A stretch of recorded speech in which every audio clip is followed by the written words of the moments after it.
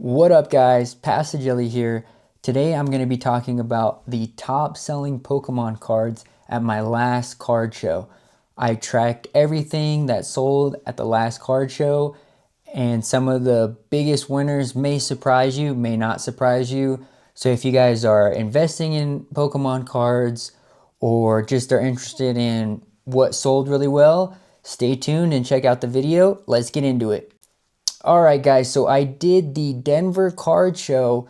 It was a 3-day show here in Denver, really big show, about 500 tables, and I tracked everything that sold, and I'm sharing the real data of what sold and what sold the fastest. Just keep in mind guys that this data can change and the market's always evolving and changing. So keep that in mind if you're using any of this information for your own business or your own collecting. But let's go ahead and get into it.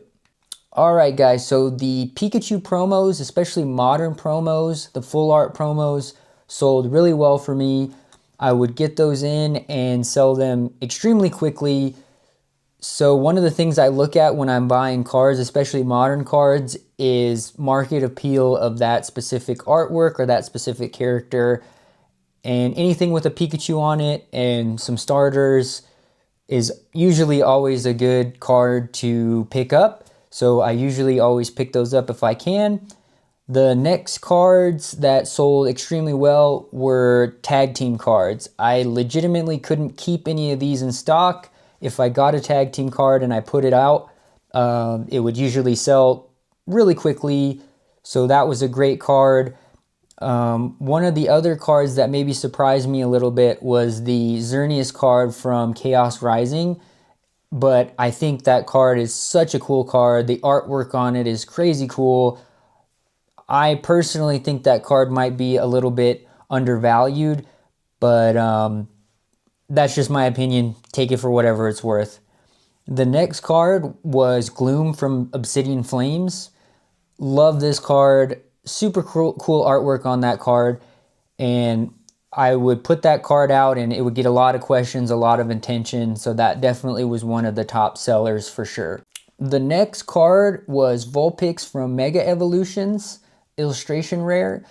This card got a lot of attention and sold relatively quickly. I sold quite a few copies of this specific card, and it was definitely a card that generated a lot of interest and got a lot of questions. And then the next top seller was modern ETB promos. So a lot of interest in modern ETB promos.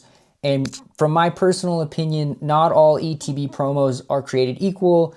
You definitely want to make sure it's one of the popular Pokemon and it has really good artwork. Those cards especially did really well for me at the show. So definitely if you're interested in picking up those cards or you like those cards, definitely good sellers at card show and definitely a lot of demand for them in the marketplace right now. Alright guys, so one of the things I really wanted to talk about was what these cards had in common and what I think caused them to have good sell-through and good appeal. And one of the main things I noticed at this card show specifically was cards below $50 seemed to do really well. There wasn't a whole lot of big transactions for me like there normally is at card shows. And I think one of the reasons these cards generated so much attention was because they are very affordable. In that $10, $20, $30 range is a great place to be for cards and liquidity. So these cards tend to move really fast for me at this last show.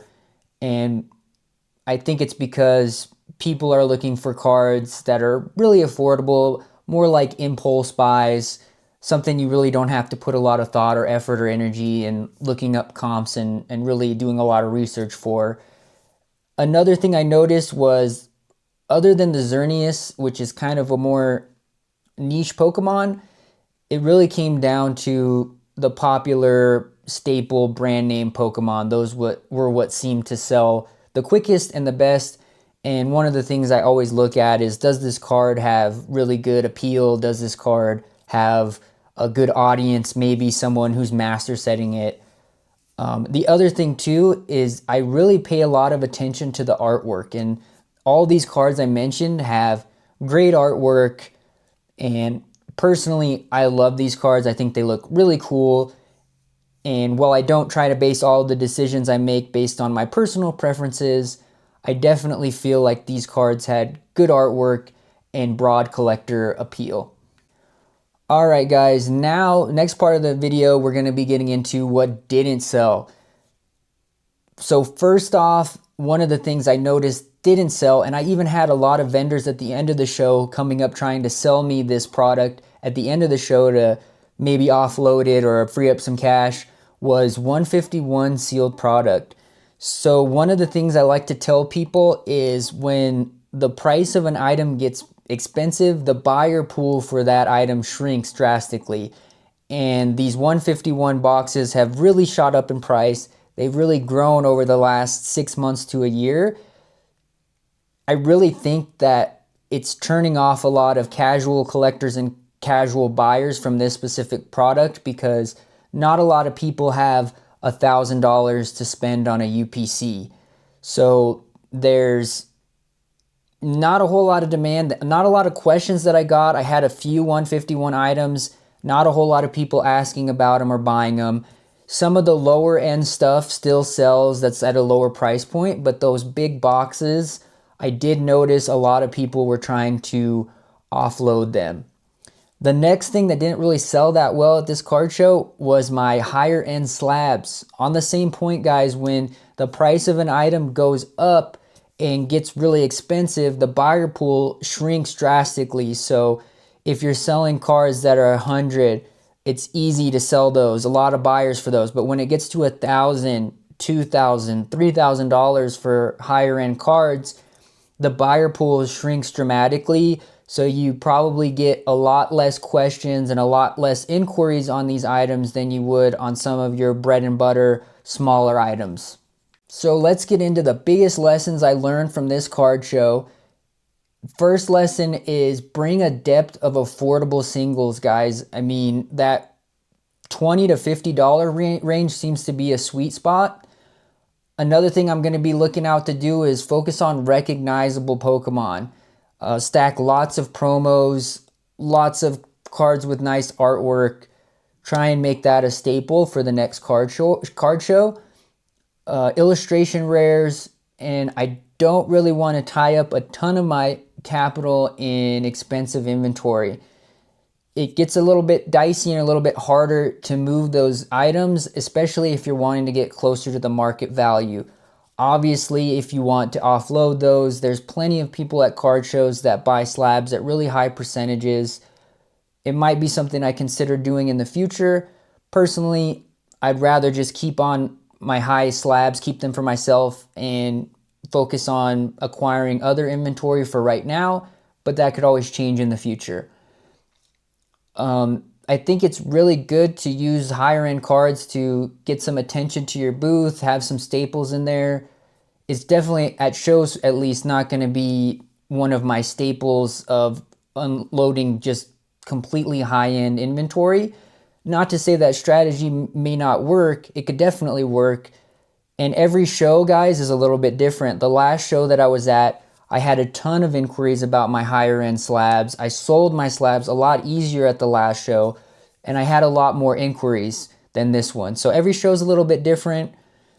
People are always looking for different items. I think the location of where you're at in the show can make a difference on the inquiries that you get.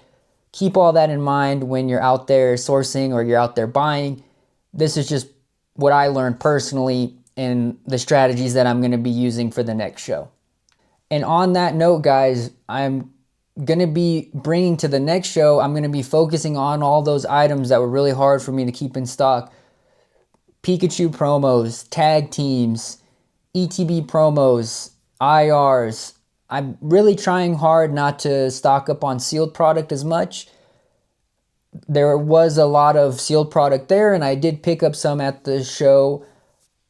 It's not really a core of what I do right now, but if I can get the staple best sealed product at a good price, I'm always going to stock up on that when I can, because I really believe in the product and I think it's good to accumulate if you're into that sort of thing.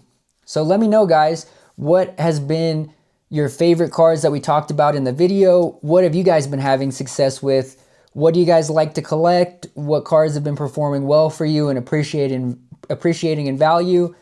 Let me know. If you guys like this content and you want to see more of it, be sure to check out new videos that we're going to be posting. Love to hear what you guys think in the comments below. Thank you guys so much for watching, and I'll catch you in the next one.